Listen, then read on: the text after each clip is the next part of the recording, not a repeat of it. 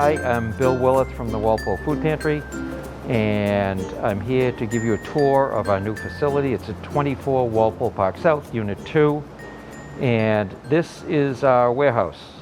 The original pantry was at 1303 Washington Street, and it was the former town administrator's house. It's a very small, 100-year-old house, and you cannot socially distance. It was great before the pandemic because people could come in every Saturday and they'd shop. So they got whatever they wanted, they could take. It was limited, depending on the size of the family. We had to shift because of the pandemic because you can't socially distance up in that building.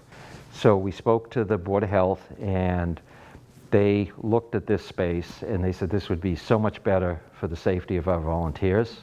It's 5,000 square feet. There's probably about 1,500 square feet here. Our assembly room is about 2,000, and then we have 1,500 square feet of office space. Last week, none of this product was here. This is all donated product. Typically, this goes from either Stop and Shop or Hannaford's. They deliver 5.5 trailer loads per month to Greater Boston Food Bank.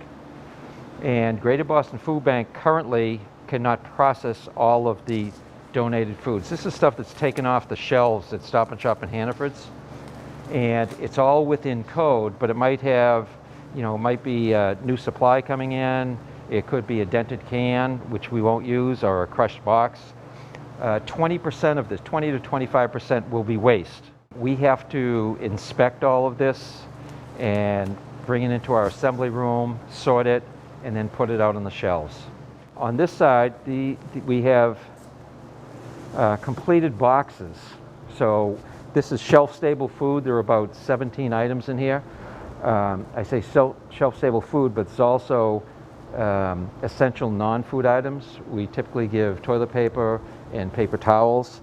So this will be going out to our distributions next week. We have volunteers that package these up on 3 or 4 days a week. Eventually, we're hoping to get a grant from the state. We applied for it in September. We were supposed to find out if we're going to get the grant sometime from mid-November to the end of November, and we still haven't received notification on it. They said that typically they get 25 to 30 applicants. They had 1,200 applicants. This is for like infrastructure. So we applied, and with the grant we want to get a forklift, we want to get some industrial pallet shelving so we can get all of this off the floor and up on the shelf, so it gives us a lot more room.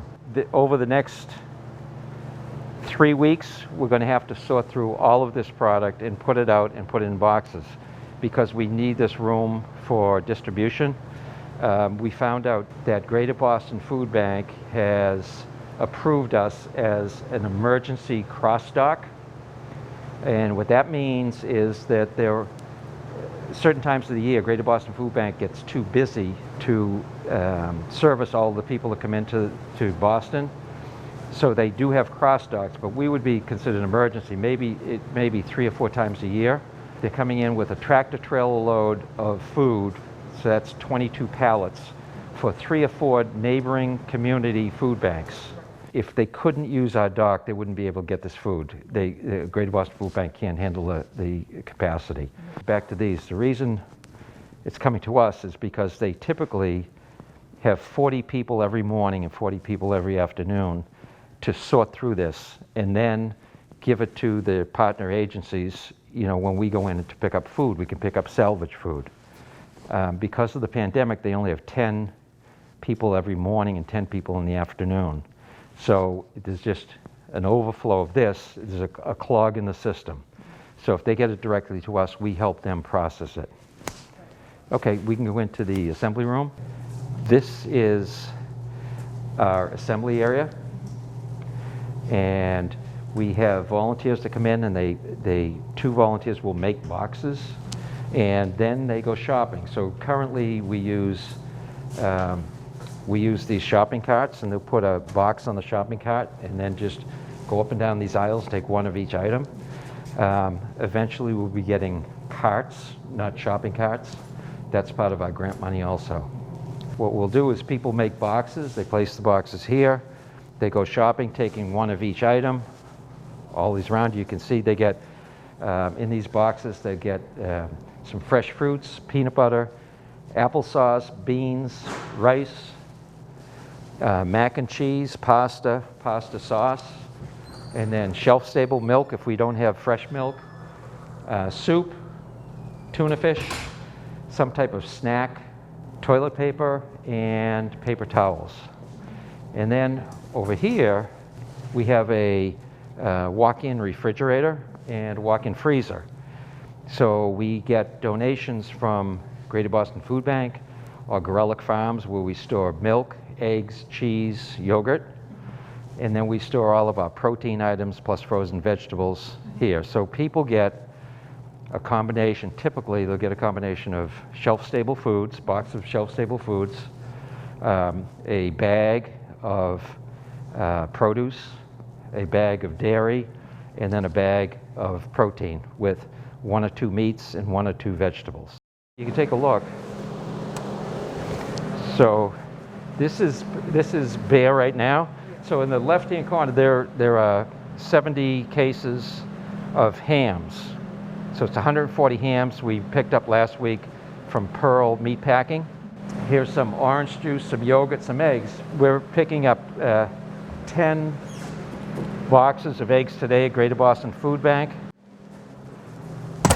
Again, because we had a distribution on Tuesday at the senior center and Wednesday at the high school. This is fairly bare, but we store, these are vegetables over here, chicken tenders over here. This is some turkeys, donated food from Wegmans. Just to show you the quality, I want to show you something. So we picked these up on Saturday from Wegmans. These are ribeye steaks. I'd just like to try to clarify a little bit.